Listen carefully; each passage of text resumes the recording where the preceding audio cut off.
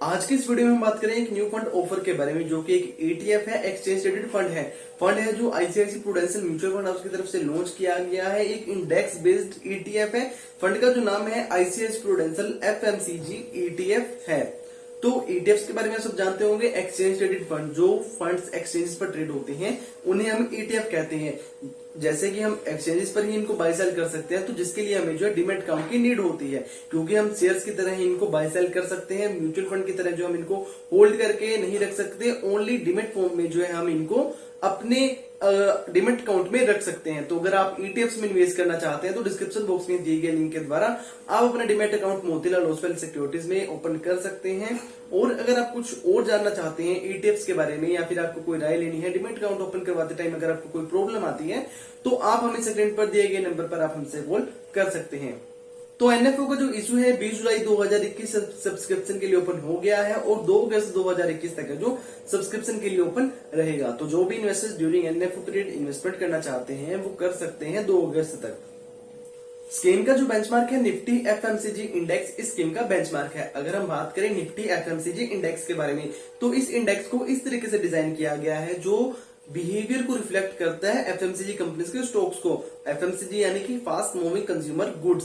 तो जो consumer product use करते हैं, यानी कि कंज्यूमर कंज्यूम करते हैं, जिन प्रोडक्ट्स को जो कंपनीज प्रोवाइड करती है, वो कंपनीज के स्टॉक्स है जो इस कंपनी में लिस्टेड है। यानी कि जो लोग जो है डेली लाइफ में प्रोडक्ट्स को यूज करते हैं, कंज्यूम करते हैं, नीड होती है जिन प्रोडक्ट्स की, और वो कंपनी जो प्रोडक्ट बनाती हैं उन कंपनीज के स्टॉक्स हैं जो इस इंडेक्स में लिस्टेड है। इंडेक्स में 15 कंपनीज के स्टॉक्स हैं जो लिस्टेड हैं, और इंडेक्स में Hindustan Unilever, Marico, Nestle, VBL, Godrej CP जैसे कंपनीज के स्टॉक्स हैं जो लिस्टेड हैं।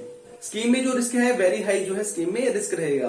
तो स्कीम के जो फंड मैनेजर होंगे मिस्टर केजाद एग्लिम जी और मिस्टर निशित पाटिल जी इस स्कीम को मैनेज करेंगे। अगर आप फंड मैनेजर्स के एक्सपीरियंस के बारे में, एजुकेशन के बारे में जानना चाहते हैं तो आप हमारी वेबसाइट investempires.com को विजिट कर सकते हैं, जहां पर हमने हर एक फंड मैनेजर्स के जो है एजुकेशन, एक्सपीरियंस, स्कीम जो सी मैनेज कर रहे हैं उनके बारे में ब्रीफ में बताया हुआ है। तो जैसा कि आपको पता है कि फंड मैनेजर के बारे में क्यों जानना चाहिए, क्योंकि स्कीम को जो वो मैनेज कर रहे हैं तो उनके ऊपर ही डिपेंड करती है स्कीम की परफॉर्मेंस। वैसे तो एक पैसिव फंड है, एक इंडेक्स को ट्रैक कर रहा है, बट फिर भी जो एसेट्स होगा उसको किस तरीके से किस स्टॉक में लगाना है वो सारा डिपेंड करता है फंड मैनेजर्स के ऊपर। तो स्कीम में एग्जिट रोड नील रहेगा, क्योंकि जो एक ETF है तो जो बाय सेल हम कर पाएंगे वो डायरेक्टली एक्सचेंजेस पर ही बाय सेल कर पाएंगे। तो वहां पर जहां पर भी आपका डीमैट अकाउंट होगा, जब आप बाय सेल करेंगे तो वहां पर आपको ब्रोकरेज चार्जेस देने रहेंगे। तो ब्रोकरेज चार्जेस ही आपको देने रहेंगे, बट किसी भी टाइप का एग्जिट रोड आपको नहीं देना रहेगा। आप चाहे जब मर्जी सेल कर सकते हैं। हाँ, जो एक्सपेंस रेशियो है स्कीम में वो थोड़ा रहेगा, बट उसके बारे में भी मुझे अच्छे से नहीं पता कि कितना एक्सपेंस रेशियो है जो स्कीम में रह सकता है। तो जब भी मुझे पता लगता है, कोई भी अपडेट आती है तो मैं वो अपडेट आपको कर दूंगा। और स्कीम की ज्यादा जानकारी के लिए स्कीम की इन्फॉर्मेशन डॉक्यूमेंट और प्रेजेंटेशन का लिंक है जो मैंने डिस्क्रिप्शन बॉक्स में दे दिया है, आप एक बार उनको भी रीड कर सकते हैं। और आपको बता दें कि जो निफ्टी FMCG इंडेक्स ने पिछले 1 ईयर में रिटर्न्स डिलीवर किए हैं, 14.88% की रिटर्न्स है जो 1 साल में डिलीवर की हैं, और वहीं पिछले 5 सालों में जो है 65% की रिटर्न्स है जो निफ्टी FMCG इंडेक्स ने डिलीवर की हैं।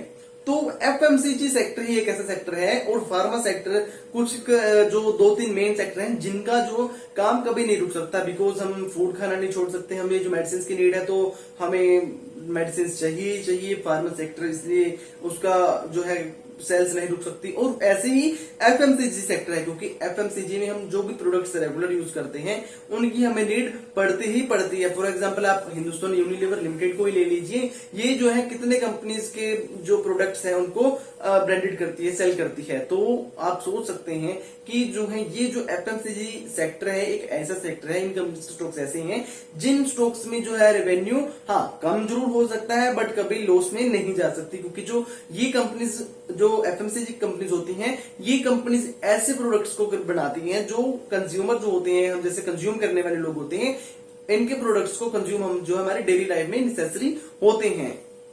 तो अगर हम बात करें स्कीम की इन्वेस्टमेंट ऑब्जेक्टिव के बारे में, तो जो स्कीम का इन्वेस्टमेंट ऑब्जेक्टिव है वो इन्वेस्टर्स को रिटर्न्स प्रोवाइड करना है that are closely corresponding to the underlying index, यानी कि निफ्टी FMCG इंडेक्स को ट्रैक करके जो है रिटर्न्स प्रोवाइड करना स्कीम का इन्वेस्टमेंट ऑब्जेक्टिव है।